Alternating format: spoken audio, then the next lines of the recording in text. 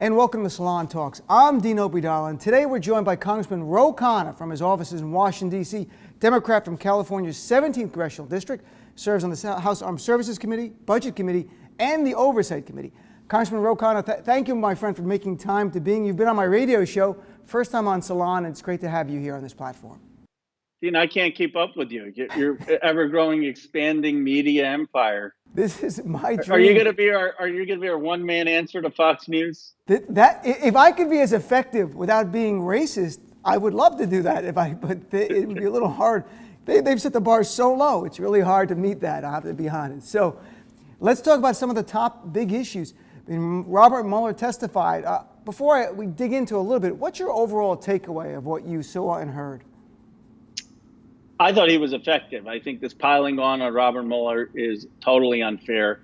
What do you expect? He's a prosecutor. He's restrained. He actually cares about the law. He doesn't want to make political fights. And so I thought he handled himself with great dignity. He was effective in laying out the case of the systematic Russian interference. He was effective in laying out the case of the president's misconduct. And the biggest news coming out of it was actually made by Chairman Jerry Nadler, who said you don't need a House vote to have hearings. He can have the authority to start the hearings himself, and I expect he will. So let's break it down a little bit, because it was the two sets of hearings. On just Judiciary Committee, obviously that was on obstruction. Do you think the case has been made, in your view, and you're an attorney, that Donald Trump has fulfilled the elements of obstruction of justice on at least one count at this point? Yeah, certainly enough to have hearings. I mean, I'm not a prosecutor, but in terms of the role of Congress, I think Nadler would be perfectly justified in having hearings, and I expect he will. And about Russian interference, it was stunning to hear, and I love the fact that it was laid out. And I think Adam Schiff did a great job, especially in one small moment, talking about how Russia violated federal laws to help Donald Trump. The Trump campaign strategically used the data that was stolen and then lied about it. And all of these three, yes, within about a minute and a half. How stunning is it to hear Robert Mueller say under oath for the whole nation to watch that Donald Trump accepted the help of Russia and then people in his orbit lied about that? I thought Adam Schiff had some of the most effective questioning of the day. And Mueller basically acknowledged that the Russians wanted Donald Trump to win, that the Trump campaign was perfectly fine accepting their help, and that help may have led to Trump winning. And so I don't know how much clearer he could have been. The next thing is Gerald Nadler, because you're going on break. In the House, they're going to be on break from end of July through after Labor Day. So when Chairman Nadler says they're going to have some hearings, I assume that's not going to come back from recess and do it. It's going to be in the fall when they return, when everyone returns? Yes. I would love to see in the fall. And he, as long as he starts them before the end of the year, which I expect he will, then I think that will be effective. And the big challenge was if you needed to have a vote in the House, because I have said before, I don't think we have 218 votes now. Right. But basically now there are only two people who matter in terms of impeachment. I mean, your opinion is as good as my opinion, as good as any caller's opinion, but what really matters is Nadler and Pelosi. And that's what's going to make the determination. My assessment, candid assessment, having heard them speak in caucus, is that Nadler is prepared to move forward. But he won't technically call it an impeachment inquiry, will he? Or is he prepared to do that? He may. I mean, I think so. I mean, I think that's his intent. I wish they'd come back in August and do like a week of hearings, because the whole nation would watch that. It would be stunning, because it's not expected at all. But I understand they're going to go back. The nation's at the beach in August, a lot of them, aren't they? So I think let's wait till after Labor Day. Sure. So what do you make of the Republicans' reaction to all of this? And that you see, and I don't even mean about the election infrastructure shoring up. I'll talk about it in a second. But look at the trajectory of the Republican Party. It went from Ronald Reagan calling the Soviet Union an evil empire. You had John McCain say he looked at Putin and saw KGB in his eyes, and you can't trust this man. You had Mitt Romney in 2012 running against Obama saying Russia is the #1 geopolitical foe of the United States of America. You have Donald Trump saying, Russia, are you listening? Help me. And then last year at this time in Helsinki, sitting next to Putin and defending Putin over our intelligence agencies. And Trump could do what he wants, but the Republican Party, how can they allow this slide from being truly patriotic to now allowing Trump to accept help from Russia and lie about it? Well, it's totally opportunistic, as you point out. And there is a middle ground between what Mitt Romney was doing, which is trying to call for ushering in a new Cold War, and having a responsible policy with Russia that doesn't have us embracing Russian interference. And I think that the next president will be very clear. They will say the United States has zero tolerance for any election interference. You will knock it off. And we are going to put full faith in our intelligence agencies. And you do not want to test the United States resolve. Do not even try to hack our voting machines. Do not even try to go on our social media platforms. But I think they will say, look, when it comes to issues in the Middle East and other regional issues, we need to work towards diplomacy. We need to work towards diplomacy to reduce the nuclear weapons threat, and that we need to engage Russia in responsible diplomacy. So this is why I wasn't for Mitt Romney for president, and I didn't expect we'd get Donald Trump. I mean, I guess I would have taken Romney over that. But I remember Barack Obama appropriately mocking Mitt Romney to remind him that we were no longer in the 1980s. And my goal, of course, was not to endorse any of those three people. It was the idea of showing the trajectory of the Republican Party, which was really very, maybe even beyond clear-eyed on how they viewed Russia and how Donald Trump opportunistically accepts it. And that brings us to the next thing. At the testimony, Robert Mueller, Congressman Will Hurd, who is a Republican, who is one of the people who has stood up and shows very clearly that he's about shoring up America's security and not about shoring up Donald Trump. There was an exchange there with Robert Mueller where he said, "They are doing it as we sit here." That was Robert Mueller's words about Russia attacking us. Yet there were two bills before the Senate that Mitch McConnell and the Republicans in the Senate will now allow a vote on to shore up the election infrastructure. And you even had a Senate report come out saying there were attacks on seemingly 50 states. Is there any sense of this? I don't get why Mitch McConnell and the Republicans in the Senate would not want to do everything they can, unify with the Democrats on this issue. This is about an attack on our nation and preventing the next one. Well, when books are written about Mitch McConnell, he'll be seen as one of the most reactionary forces of American politics in the last 30 years. I mean, it doesn't surprise me. The Republican view, the partisan view of Donald Trump is anything that talks about elections in any way is undermining his victory of 2016. And they can't look beyond that. I mean, you could talk about let's make sure that no one cheats in elections. And they'll say, oh, are you trying to imply that Donald Trump didn't win? I mean, it's sort of like the buzzword election security interference goes off and they think Donald Trump, which is reminds me of, not to be too pedantic, but the Faulkner novel, Absalom, where he says, thou protest a bit too much or something. I mean, it's sort of, if the election were that clean, they wouldn't be that paranoid about saying, let's go move forward. I think they realized that there was a lot of shenanigans in the 2016 election, so they don't like the topic. If there was a novel written about Mitch McConnell, I think there was a topic trending on Twitter about Mitch McConnell called #MoscowMitch, which was it became #1 for a little while. So I think there's a sense there that people are calling it. I think it's stunning. I think we should all be beyond. Look, we're hyper-partisan. I get it. We're not going to agree on most things in these days. But an attack on our nation, we should easily. There should not even be a debate about that. We should just be like, hey, let's shore up our elections, make sure China, Russia, North Korea, which has the wherewithal to do certain attacks, Iran, we're hearing. And in the House, do you get a sense, there's more of a sense that this is a bipartisan national security issue and not a partisan talking point issue? No, I mean, they haven't factored in yet the Norwegian interference that's going to make Bernie Sanders president, right? The Republicans aren't counting on that. So I think they're going to realize that interference isn't partisan. You could have countries interfering regardless. And just like I wouldn't want Norway interfering on behalf of Bernie Sanders, I don't want another country interfering on behalf of Donald Trump. I don't think that's a very partisan statement.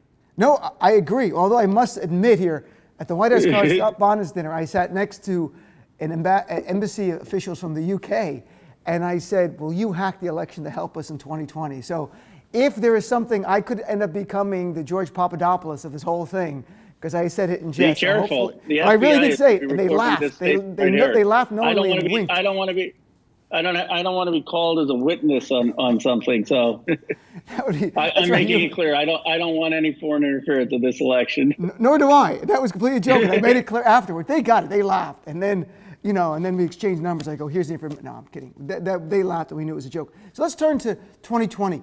One of the biggest issues besides the election and Donald Trump's horrific character and racism is healthcare. And Donald Trump lying on certain issues, I get it, it's politics, but him lying to America and specifically to his base that he's trying to protect coverage for pre-existing health conditions, when in reality his DOJ is literally arguing in the federal court to strike down the ACA and strike down any coverage for pre-existing health conditions. On a human level, what would it be like for us to go back to the days when, if Trump is successful, go back to the days where pre-existing conditions are not covered any longer? Well, it'd be devastating. I mean, it would mean that if you get a diagnosis of cancer, or you get a diagnosis of diabetes, or you get a diagnosis of some disease that requires treatment, you could be denied health care coverage. I mean, it's inhumane. And it would lead literally to more deaths. It would lead to more sickness and further abuse of the system. But look, we know the solution to health care. Mm-hmm. LBJ, when he passed Medicare, envisioned Medicare being extended. And Daniel Moynihan, one of the smartest senators in the history of this country, had 25 hearings after when Bill Clinton introduced his health care plan. 25 hearings they had. And at the end of it, he turned to his Senate finance staffer and said, I guess the only thing that would work is extending Medicare. You know, this is not rocket science. And yet 25 years later, we still aren't embracing the most obvious solution, which is Medicare for all. And you're a co-chair of Bernie Sanders' campaign. I know that's something that he's certainly championed, and other Democrats have embraced that. I mean, if Senator Sanders were to win and you go to Congress, is Medicare for all the only prescription? Can it be, because there was the idea of certain Medicare for all proposal of Senator Sanders gets rid of all private health insurance companies. And it's not. It actually doesn't. It doesn't. And here's what the media is missing. Current Medicare law says that you can't have duplicative insurance. That's the current law. Under Medicare, you can have supplemental insurance, but you can't have insurance that covers the same things as Medicare. And why would you want that? Right. That's all Sanders' bill does. It says we're going to extend that to everyone, and you can't have duplicative private health insurance. But if you want to go buy health insurance that's beyond that, you can. In Britain, 4% of the population has supplemental private insurance. So what Sanders is saying to people is, look, we're going to give you great health care. We're going to give you dental. We're going to give you vision. But if you're one of those multimillionaires who always likes to have the luxury good and you want something that everyone else doesn't have, be my guest. Go buy your private insurance. And I'm glad you clarified that, because the media, and even the Kaiser Foundation breakdown of it, because I read through it, because this is what I do. I read these wonky things. Yeah, I know you pay close attention. Right, and the way it breaks down the Senator Sanders proposal is that private health insurance would effectively be gone, but it does talk about, I believe, certain elective coverage you might be able to still have insurance for. But I didn't want to. I'm glad you clarified that. That wasn't my point. My point is, will the idea, if that's the only option? What if there's a middle way to get to? Is there an open mind to perhaps a middle way that gets through a Congress that is difficult? No, look, the president, what matters is what your North Star is. For Bernie Sanders, it's going to be Medicare for all and making sure that we move to single payer. Does that mean that if a Congress and Senate sent him a bill that says we're going to have a public option or we're going to extend Medicare to 55, that he's going to veto it? Of course not. But he's going to fight for the ideal. And it's important where your ideal is in terms of where you want to move the country. But that doesn't mean that he's going to let the perfect be the enemy of the good. Right. And that's so well put. And I would like to see Medicare for all, but I also want to see health coverage for people in need. So if there was a way to get there, it's a gradual way. If that's the only way to do it, then I'm glad to hear Senator Sanders would embrace that. And I hope the other Democrats do as well, because aspirationally, you should send your aspirational message. You're out there saying, this is what I want to do. And I get it, and sometimes you can't do exactly what you want. And extending Medicare down to 55 is a great idea. Public option, fabulous ideas. And ultimately, I'd love to see Medicare for all. You're born in the country, you never have to worry about health care. We're told we live in the greatest country in the world, Congressman, yet we're not treating our people like that. And I'm glad Senator Sanders and others of the Democrats are now saying we should treat our people the same way every industrialized nation does. I agree. And this is the issue when you look at polling in Iowa and New Hampshire and early states. People care about Medicare for all. They care about the economics, their economic insecurity, their economic aspiration. They care about the fact that people's pay has not increased, even though the stock market is doing well. These are the bread and butter issues that I think are going to win us the election, and why I think Bernie Sanders is such a strong candidate, because he has won rural voters, independent voters in Wisconsin, in Michigan, in Iowa, places we need to win back. So let's touch on something else that affects people. It could be on a daily way, and they're not going to know for a little while. The Justice Department just recently approved a merger between T-Mobile and Sprint, putting together the third and fourth biggest wireless carriers in the nation together, meaning we're down to three. And you were raising flags before the DOJ said yes to it. Now, what were your grave concerns about this merger? Dean, here's what I don't understand. When you go into a grocery store and you go or a pharmacy and you want to buy toothpaste, there are like 15 toothpastes. And you're like, why do I have 15 choices? I mean, just give me one of these toothpastes. Or you go in and you want to buy a type of soda. You see 15 sodas. Well, for something so important, like how we're going to get wireless service and cell phones, we now only have 3 choices in this country. Something is dramatically wrong when you have 15 choices of toothpaste and 20 choices of cereals. And when it comes to getting a cell phone and wireless service, you have 3 choices. And what that's going to mean, AT&T, Verizon, and Sprint are now going to control the entire cell service, the entire wireless service of the United States, which means higher prices, higher phone bills, less access.